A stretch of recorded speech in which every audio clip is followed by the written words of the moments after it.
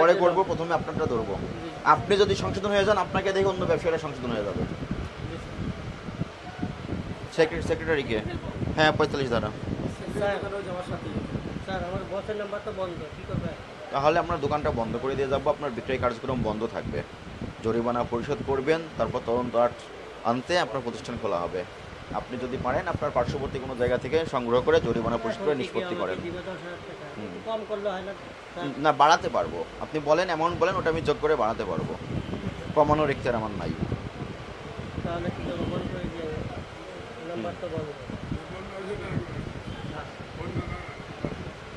বলতে হ্যাঁ, বন্যা এলাকা বন্যা হয়েছে তো ওইখানে গেছে বাসের বাসা কি।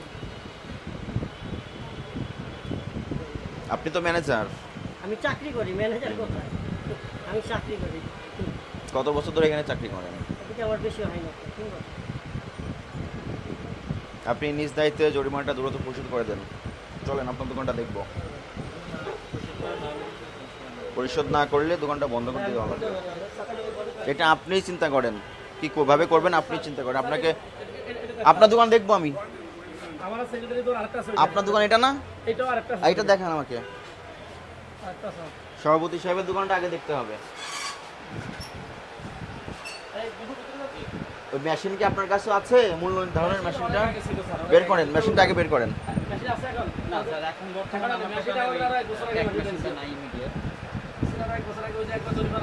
কিন্তু আমি দেখতে পাচ্ছি আছে, কারণ এখানে স্টিকার লাগানো আছে। একটু দেখেন তো, লাগেজ প্রোডাক্টগুলো বের করেন।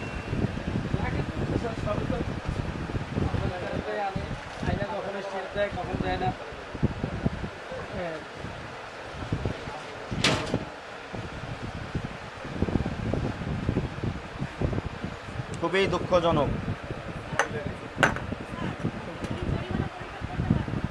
দোকান বন্ধ করার ব্যবস্থা করেন, সিল গাদা নোটিশ রেডি করেন নাম ঠিকানা নিয়ে।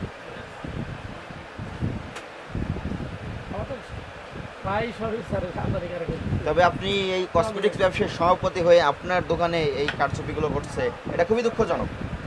নাম কি আপনার? আমার নাম টিটু স্যার। 560 টাকা লাগিয়ে দিয়েছেন। এটা আগের অনেক আগে স্যার, অনেক আগে লাগানো। এটা নতুন করে আর কোড নম্বর লাগানো হয় না। আচ্ছা এগুলো লাগাবো না, এখন ব্রাঞ্চ দিয়ে একটা থাকতে পারে, দু চার পাঁচটা থাকতে পারে। এই যে লাগিয়েছেন।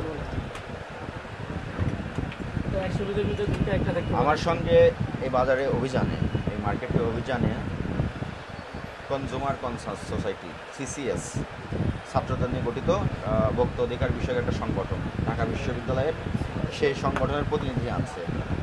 আপনারা এই মার্কেট সমিতির সভাপতি হিসেবে আপনিও দেখলেন, আমরা দুইটা দোকান মনিটরিং করলাম এবং পাশাপাশি আপনার দোকানে এসে ওই একই প্রবলেম দেখতে পাচ্ছি। এই বিষয়ে আপনার বক্তব্য কী? আমার বক্তব্য হলো স্যার, এগুলো আর আমরা এরকম ট্যাগ লাগাবো না, কিন্তু স্যার যেগুলো ডিউটি দিয়ে ওরা নিয়ে আসতেছে, হয়তো ট্যাগ লাগানো যাবে না, কিন্তু প্রোডাক্টটা কিন্তু আমাদের দোকান বন্ধ করে আসার কোনো কথা থাকবে না স্যার। জিনিস অরিজিনাল, এটা নিশ্চিত করতে হবে। আপনার এখানে তো ভালো প্রোডাক্ট আমি দেখলাম, যেগুলো এই স্টিকার লাগানো। স্যার আছে ভালো প্রোডাক্ট তো সবই ভালো, কিন্তু কত স্যার কোনো 2 নম্বর মাল নেই আমাদের এখানে। কিন্তু যেগুলো এটা কিভাবে 1 নম্বর মাল হলো? ডিউটি যেগুলো আনতেছে, এটা কিভাবে 1 নম্বর মাল হলো? প্রমাণ দেন।